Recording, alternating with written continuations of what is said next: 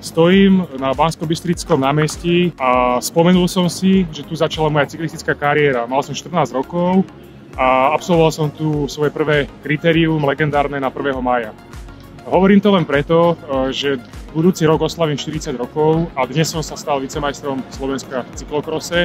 Tým chcem len pripomenúť, že mi je trošku smutno, keď vidím, ako mladí jazdci nadšene začínajú a potom 18-19 rokov končia, alebo prípadne potiahnu to ešte do nejakých 23 a finále. Ale poďme späť k preteku. Dnešný pretek bola riadna divočina. Dalo by sa povedať, že pravý cyklokros, ale teda pravý cyklokros to úplne nebol, lebo bolo tam veľa naozaj strmých vyšlapov, kontinuálnych zakrutách, ktoré sa jazdia skôr na cross country, teda pretekohorských bicykloch ako cyklokrosu. Ale nevadí, každý mal podmienky rovnaké. Najlepší bol Štefan Vota, na ktorého som jednoducho nemal.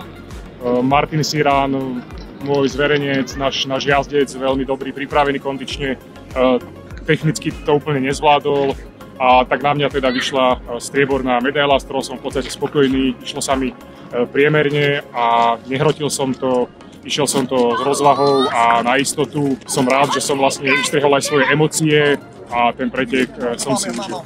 Budúci víkend, smer Nemecko, majstrovstvá sveta. Čau.